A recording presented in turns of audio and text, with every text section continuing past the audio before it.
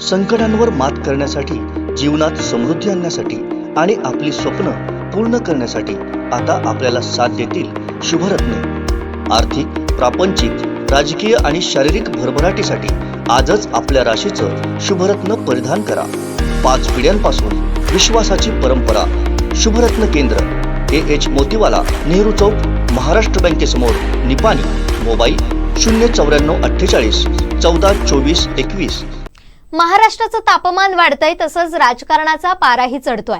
अजितदादा मुख्यमंत्री होणार का याचीच चर्चा सध्या तापली आहे। नुकत्याच एका मुलाखतीत अजितदादांनीही सांगितलंय की मला मुख्यमंत्री व्हायला आवडेल, परंतु फॅक्ट वेगळीच आहे। उपमुख्यमंत्रीपद भूषवलेले नेते राज्यात इतिहासात आतापर्यंत कधीच मुख्यमंत्री पदापर्यंत पोहोचलेले नाहीयेत। आता ही परंपरा अजितदादा खंडित करतील का याचीच उत्सुकता अवघ्या महाराष्ट्राला लागून आहे। पाहुयात कोकण 7 लाईव्हचा हा स्पेशल रिपोर्ट। कोणत्याही नेत्याची सर्वोच्च महत्त्वाकांक्षा असते ती मुख्यमंत्री पदाची।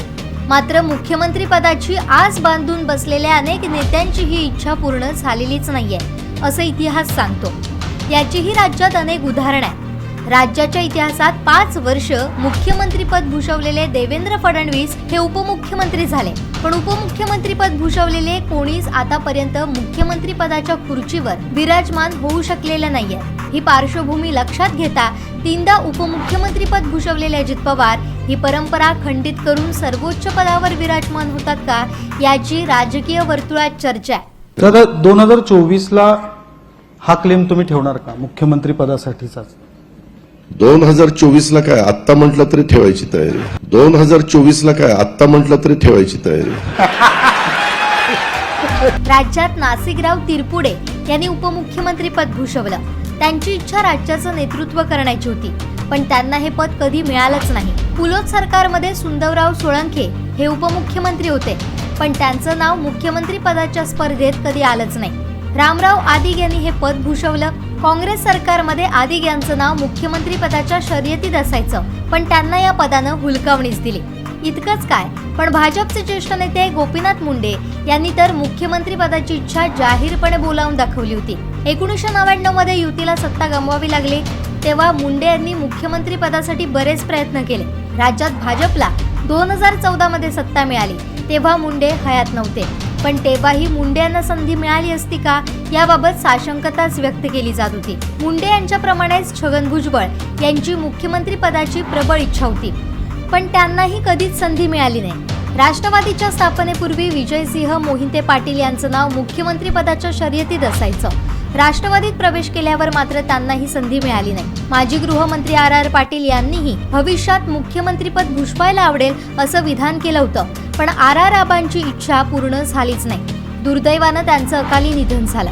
अजित पवार यांनी पृथ्वीराज चव्हाण, देवेंद्र फडणवीस आणि उद्धव ठाकरे यांच्या मुख्यमंत्री पदाच्या कार्यकाळात उपमुख्यमंत्री पद भूषवलंय। 2004 मध्ये राष्ट्रवादीचे सर्वाधिक आमदार निवडून आले, तेव्हा अजित पवार यांना मुख्यमंत्री पदाची संधी होती, पण शरद पवार यांनी तेव्हा काँग्रेसचा मुख्यमंत्री पदाचा दावा मान्य केला। ही सल अजित पवार यांच्या मनात कायम आहे, तसं त्यांनी अनेकदा बोलूनही दाखवलंय। 2004 मध्ये मुख्यमंत्री पदावरील दावा सोडून राष्ट्रवादीनं चूक केली होती असं जाहीर विधान त्यांनी केलं होतं। आमची आघाडी होती काँग्रेसच्या बरोबर, काँग्रेसच्या 71 जागा आमच्या राष्ट्रवादीच्या आलेल्या होत्या, काँग्रेसच्या 69 जागा आलेल्या होत्या, आणि काँग्रेसच्या लोकांनी मानसिकता केलेली होती की आता यावेळेस राष्ट्रवादीला मुख्यमंत्रीपद जाईल। पण दिल्लीत काय घडलं माहिती नाही। निरोप आला की आपल्याकडे उपमुख्यमंत्रीपद राहणार। विधिमंडळाचा नेता म्हणून आम्ही सगळ्यांनी बहुमताने RR पाटलांची निवड केलेली होती, आणि त्याच्यातून कदाचित मुख्यमंत्रीपद राष्ट्रवादीकडे आलं असतं, घेतलं असतं, तर राष्ट्रवादीचा नेता म्हणून त्यावेळेस 2004 साली RR पाटील मुख्यमंत्री झालेलं आपण सगळ्यांनी पाहिलं असतं। पण आता तिथं नाही आम्हाला संधी मिळाली।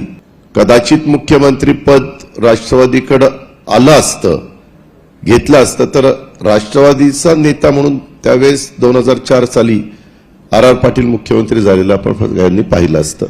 सध्याचे उपमुख्यमंत्री देवेंद्र फडणवीस यांना नाखुशीनं हे पद स्वीकारावं लागलं। एकनाथ शिंदे यांच्या बंडानंतर फडणवीसांनी सरकार बाहेर राहण्याचे जाहीर केलं होतं, पण 2 तासातच सूत्र फिरली आणि त्यांना नाईलाजानं उपमुख्यमंत्रीपद स्वीकारावं लागलं. त्यामुळे आता ही परंपरा अजितदादा खंडित करतात का याची उत्सुकता अवघ्या महाराष्ट्राला आहे. Bureau report, Konkan 7 live. आमचे दिवसभरातले सर्व अपडेट्स, ताज्या घडामोडी आणि थेट लाईव्ह पाहण्यासाठी सबस्क्राईब करा, लाईक करा कोकणचं नंबर 1 महा चॅनल कोकण 7 लाईव्हचं YouTube चॅनल.